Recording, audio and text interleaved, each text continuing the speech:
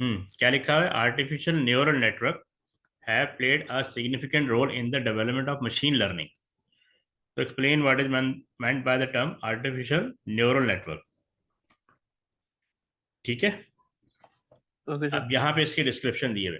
N artificial neural network is the component of artificial intelligence that is meant to stimulate the functioning of biological brain. Basically ये brain के according work कर रहा होता है। तो artificial intelligence का आपको पता ही है कि इसकी बहुत सारी एक्टिविटीज़ हो रही हैं और फिर काफ़ी ज़्यादा वर्कआउट हो रहा है। तो ये बेसिकली वर्कआउट करता है ह्यूमन बिहेवियर के अकॉर्डिंग है। ह्यूमन इंटेलिजेंस को ये बेसिकली वर्क फॉलो कर रहा होता है। अब ओके यहाँ सर। पे दिया हुआ artificial neural network are a key component of machine learning. तो machine learning is also part of artificial intelligence. ठीक है, so they can solve problem that would prove impossible or difficult for human, or artificial neural network have self-learning capabilities that enable them to produce better result as more data become available। ठीक है, फिर कह रहा है artificial neural network can be layered. इसमें different layers होंगे, input, hidden and output layers. Artificial neural network, एक second,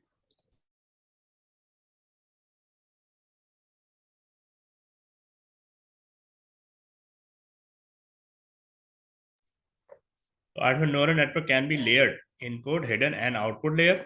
Artificial neural network have many interconnected layers, layer, some or many of which are hidden। तो बहुत सारी layer जो आपको नजर भी नहीं आएंगी। फिर दिया weights are assigned between nodes। Weights are adjusted through training to give a more accurate result।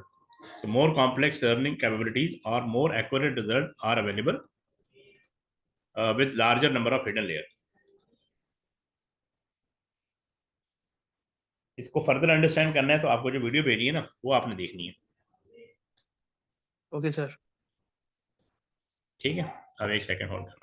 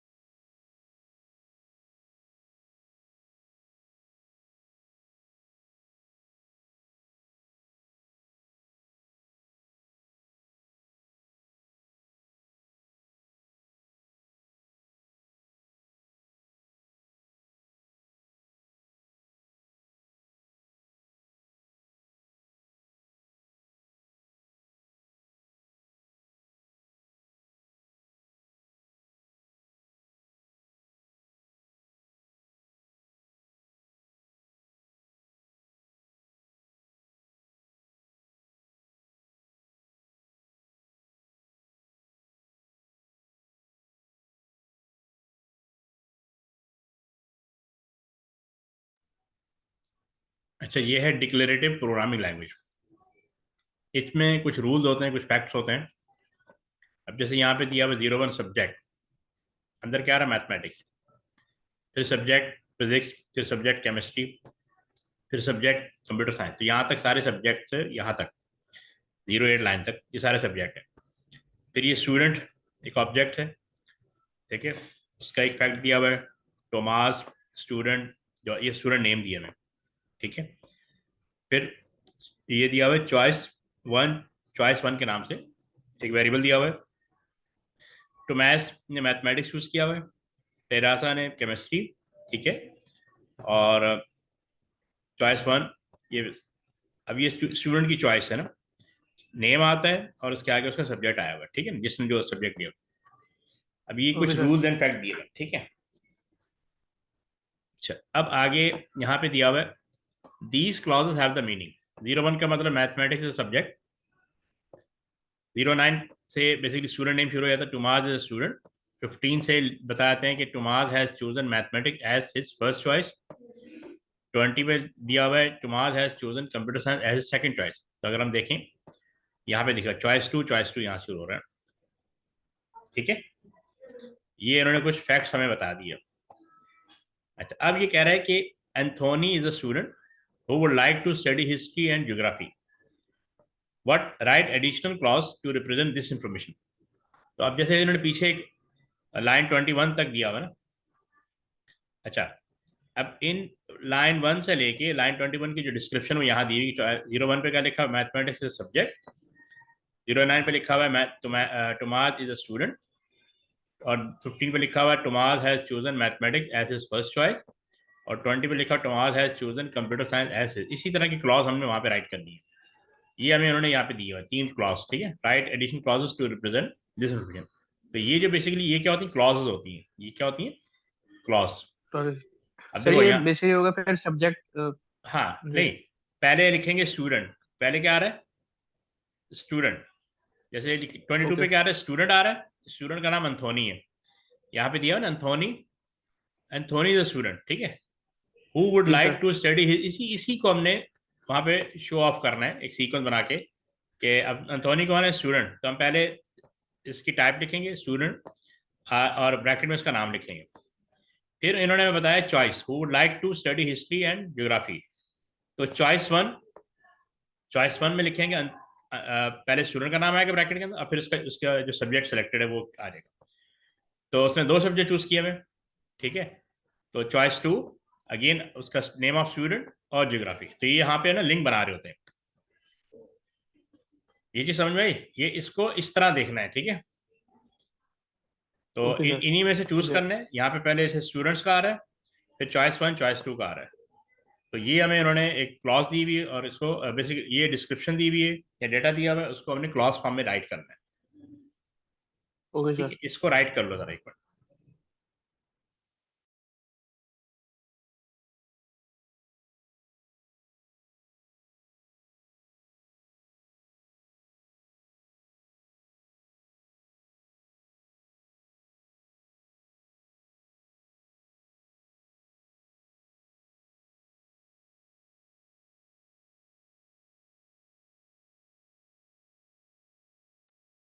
Okay sir, लिख लिया। लिख लिया, ये समझ में आ गया ना कैसे राइट किया, जी सर। ठीक है। एक सेकंड, अब इसको गो थ्रू करो जरा।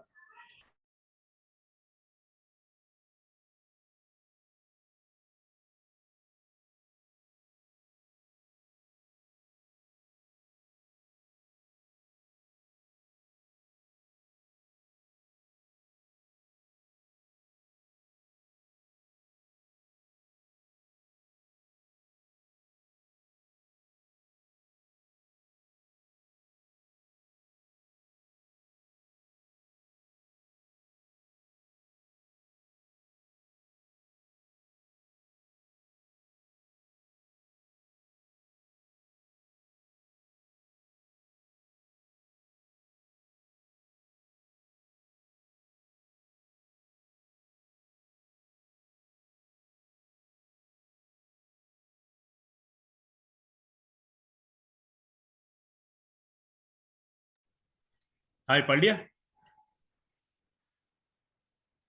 जी सर।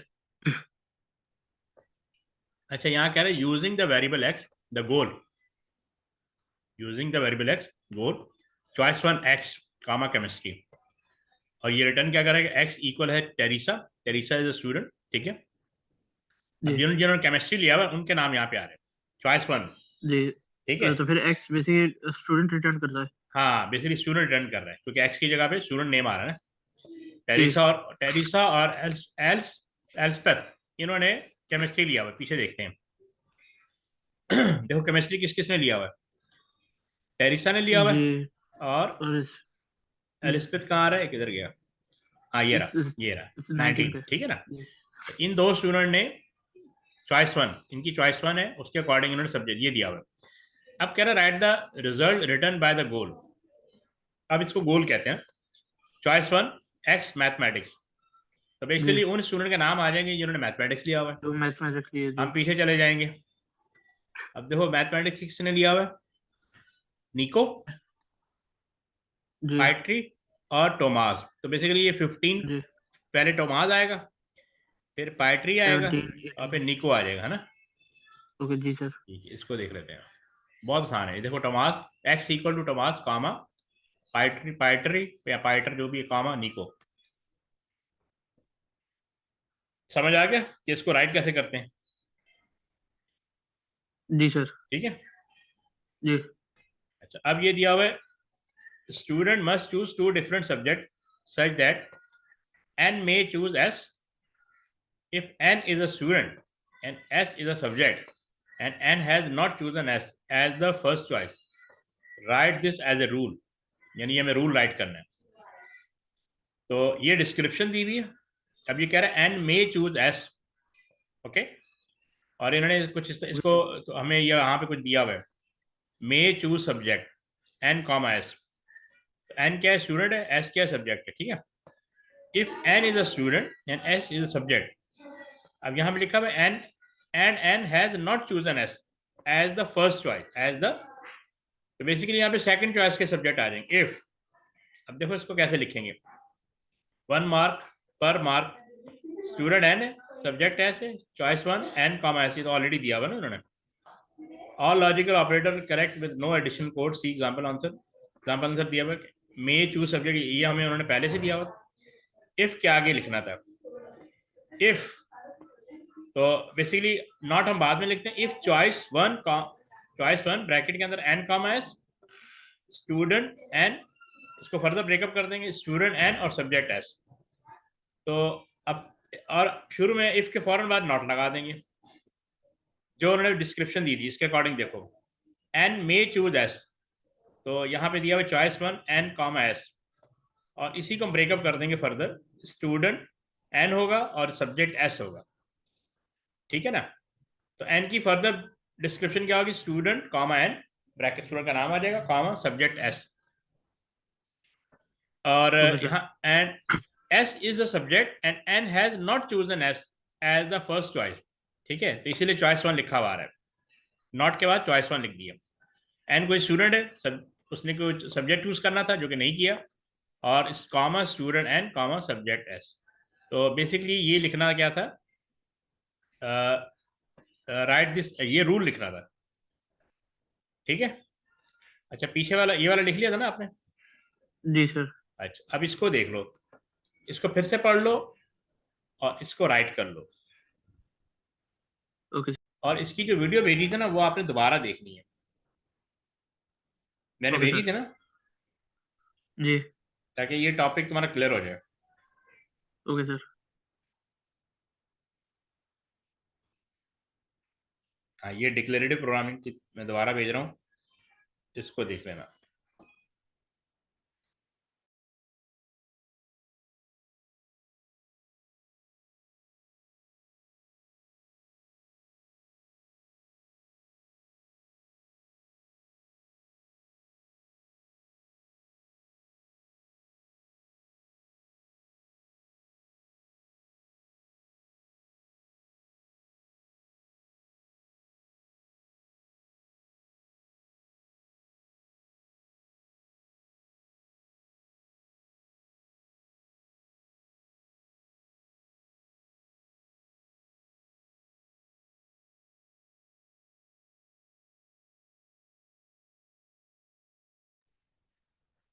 ये लिख लिया? जी सर।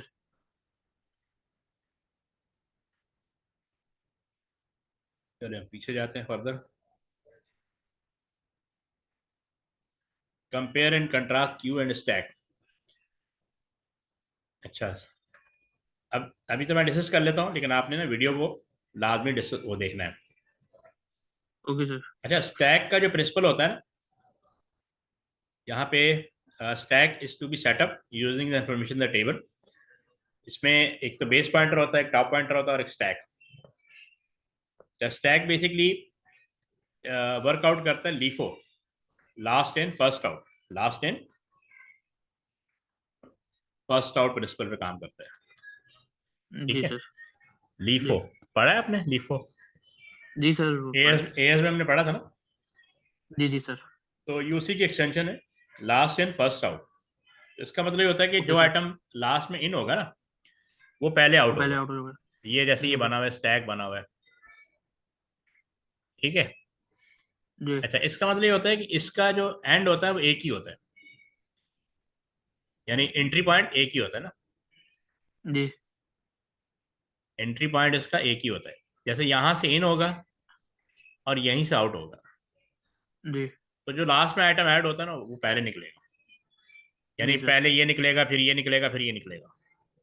जी ठीक है, तो इसमें दो जी पॉइंटर सर। दिए हुए, बेस पॉइंटर। अभी क्या लिखा हुआ है, बेस पॉइंटर क्या है, point two the bottom of the stack, तो ये आपका बॉटम है, तो यहाँ पे बेस पॉइंटर होता है।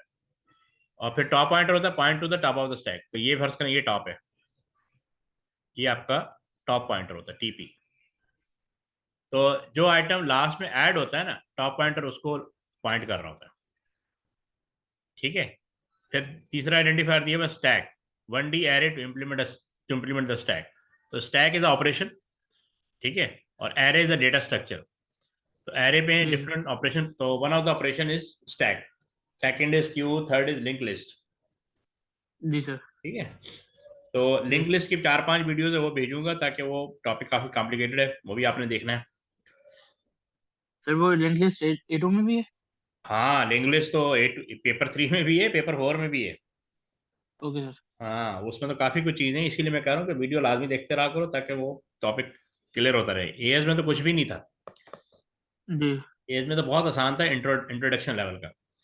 अच्छा, जी अब ये कह रहा है right the pseudo code for the required declaration. हाँ, ऊपर क्या लिखा, a constant with identifier capacity, limit the size of the stack 22-25 item. तो स्टैक का साइज क्या दे दिया, 25, और उसका नाम क्या है, एरे का नाम क्या है, कैपेसिटी। ठीक है, तो इन्हीं को हमने आगे इंप्लीमेंट करना है। ये देख लो कि सबसे पहले आपने लिखा कांस्टेंट कैपेसिटी इक्वल टू 25, ये आपने डिक्लेयर कर दिया। ओहो,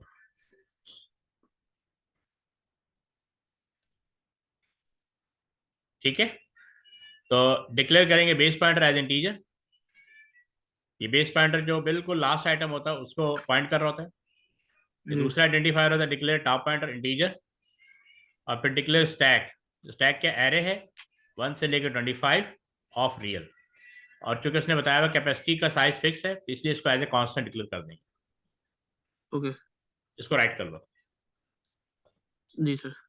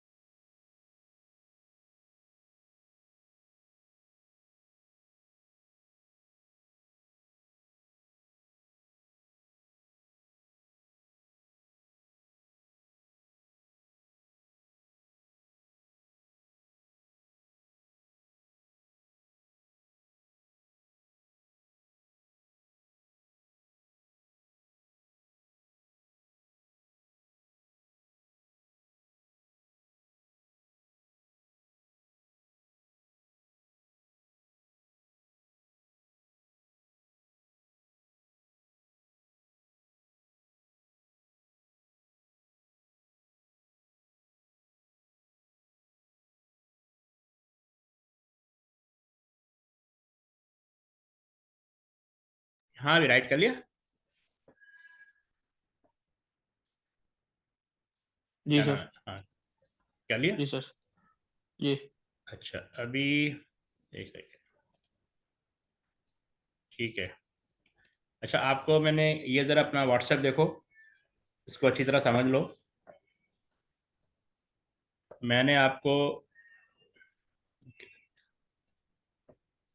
एक वीडियो तो मैंने बुलियन पहले, की। हाँ बुलियन की एक है लेक्चर वन, जी। एक है लेक्चर 1। लेक्चर वन, इसमें लिखा हुआ नजर आ रहा है आपको। लेक्चर थ्री आखिर में आ रही है, लेक्चर टू उसके ऊपर आ रही है, लेक्चर वन ऊपर आ रही है ना। जी जी जी। तो पहले जी आपने सर। लेक्चर वन, अब आपकी पहली प्रायोरिटी है बूलियन अलजेब्रा को समझना। पहले ओके। आपने लेक्चर वन देखना है भले, ठीक है 1.5 पे करके देख लो या टू पे देख लो। फिर इसी तरह क्या नाम है लेक्चर टू उसके बाद देखना है, फिर लेक्चर थ्री। इससे ऑलमोस्ट आपका वो जो बूलियन के मैप, बूलियन अलजेब्रा, ये दो टॉपिक कवर हो जाएंगे। Okay sir. तो ये अगर तुम कल तक देख लेते हो तो कल फिर हम इसको डिस्कस कर लेंगे। कल 11 यानी 9 बजे क्लास है आपकी, 9 हमारे यहाँ 11 ओके बजे और आपके 9 बजे कल आपकी क्लास है। सर, हमारी परसों नहीं है क्लास? मंडे नहीं को? कल नहीं, संडे को नहीं, है अच्छा ना। हाँ सॉरी, संडे को है संडे और और फिर ट्यूसडे को है। फिर ट्यूसडे को है ना। जी जी जी। तो आज तो मैंने एक्स्ट्रा क्लास रखी थी ना, तुम्हारी क्लासें मिस हो गई थी, आधी आधी हो रही जी थी। सर। जी सर। तो कल कल तक कोशिश करो कि ये वाली वीडियो तीनों देख लो, ओके ताकि सर। ये जो हम टॉपिक है ना हमारा बूलियन अलजेब्रा वाला, जी। ये कवर अप हो जाए। ओके। क्योंकि ये कवर ओके अप हो सर। जाता है ना तो फिर हमारा समझो एक एक दो टॉपिक रह जाएंगे, वो अब साथ साथ देखते रहेंगे। और अब देखो ओके ना, सर। ये स्टैक, ये कौन सा स्टैक है? हाँ ये तो हो गया था ना। ये स्टैक जी। देखो ना, ये स्टैक सैंपल वाला स्टैक है, ये तो आरपीएन वाला ओके। था ना। तो जी जी, आर्ट ये वाला है। ये अभी हमने डिस्कस करना है, यहाँ तक कर लिया ना, अभी ये बी रहता है। हाँ हाँ इसको फिल कर लेते हैं। ठीक है। तो अब ये देखो इसमें कह रहा है कि complete the pseudocode function pop pop to to pop an item from, pop का मतलब होता है आइटम रिमूव करना होता है। क्या रिमूव करना करना था? जी। तो popping an okay. Item from the stack, ये इसका फंक्शन यहाँ पे दिया हुआ है। ठीक है, इस यहाँ फिल करना है इसको। तो जहाँ लाइनें लगी वहाँ पे ना इसको फिल करना है। तो अब यहाँ पे देख लो कि फंक्शन पॉप, तो यहाँ पे आएगा रिटर्न रियल, रिटर्न रियल, क्योंकि फंक्शन रिटर्न करता है वैल्यू, तो ये कीवर्ड होता है। और कीवर्ड और कोई ना कोई आपने डेटा टाइप भी देना होता है। और रियल जी। इसलिए रखा हुआ है क्योंकि यहाँ मेंशन है, यहाँ पे मेंशन है डिक्लेयर आइटम रियल, इस वजह से हमने ये रिटर्न करेगा रियल में। ठीक है। अच्छा फिर यहाँ ओके पे, सर। हाँ यहाँ पे मिसिंग था if top pointer greater than equal to base pointer. अच्छा declare item real, item equal to zero, initial ये इसकी इनिशियल वैल्यू है। ये कह रहा है if top pointer greater than equal to base pointer, यानी बेस पॉइंट, टॉप पॉइंटर जब तक बेस पॉइंटर के बराबर, जब तक बड़ा है या उसके बराबर बराबर हो जाता है, तब तक वो क्या करता रहेगा, आइटम यहाँ यानी जो स्टैक एरे का नाम है। और टॉप पॉइंटर क्या होता है कि ये पोजीशन नंबर को बताता है कि यहाँ पे आइटम रखा हुआ है स्टैक एरे के अंदर। तो ये आइटम वेरिएबल के अंदर इंसर्ट करता रहेगा और आइटम निकालता रहेगा जब तक कि इस टॉप पॉइंटर बेस पॉइंटर के बराबर ना आ जाए। ठीक है। अच्छा जब आइटम रिमूव होता है तो टॉप पॉइंटर को अपडेट किया जाता है, तो बेसिक टॉप टॉप पॉइंटर -1 करता है। जब इंसर्ट करते हैं तो टॉप पॉइंटर +1 होता है, जब माइनस कर और जब रिमूव करते हैं तो टॉप पॉइंटर -1 होता है। ठीक है। तो वो ये टॉप पॉइंटर अपडेट होता रहेगा। एल्स अगर ये कंडीशन मैट नहीं हो रही तो output the stack is empty, error. ठीक है। एंड इफ, और आखिर में एंड इफ के बाद रिटर्न आइटम आएगा। तो ये जो इन्होंने फिल इन द ब्लैंक्स दी हुई थी ना, ये इसको इस तरह हमने फिल कर दिया। ठीक है, ये जी समझ में आ गई। Okay sir. जी सर। अच्छा फिर कह रहे हैं compare and contrast the queue and abstract data type. Stack, stack और क्यू को कंपेयर करना है, वो यहाँ पे डिस्क्रिप्शन दी हुई। A queue is the first in first out. ठीक है, इसके दो दो एंड होते हैं, P4 data structure, and stack is the first in last out. पीलो भी कहते हैं L4 data structure, data is removed from a Q in the order it is received and removed from a stack in the reverse order to which it is received। पीफो में क्या होता है, जहाँ दो पॉइंट होते हैं, एंट्री पॉइंट अलग होता है, एग्जिट पॉइंट अलग होता है। तो एंट्री पॉइंट से फर्स्ट पर्सन इंटर होता है और उसी एग्जिट पॉइंट से फर्स्ट पर्सन आउट हो जाएगा। फिर लिखा हुआ marking point to both entities can vary in size और ऑफ इनडिटर्मिनेट लेंथ, दोनों की लेंथ डिफरेंट हो सकती है। Data is popped and pushed onto और from a stack at the same end, but it is in-queued and de-queued to or from a queue at different or opposite end। जैसे मैंने बताया Q के दो end होते हैं, एक entry and होता है और एक एग्जिट एंड होता है। A queue has two accessible and a stack has only one. A stack has only one movable pointer whereas queue has two movable pointer. Stack में वैसे मूवेबल पॉइंटर ना एक ही होता है, उसी से एंट्री होती है, उसी से एग्जिट होता है, यानी आइटम इन उसी से आइटम इंसर्ट किया जाता है उस पॉइंटर से, और उसी से हम रिमूव करते हैं।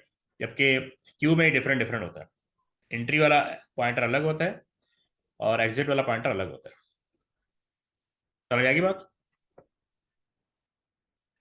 ठीक है। Okay sir. अब जी। हमारा इसके पीछे जो क्वेश्चन रह गया ये भी हो गया था।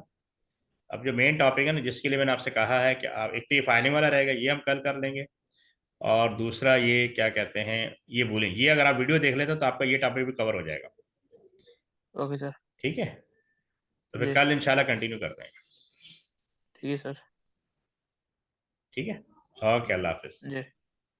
काफी सर।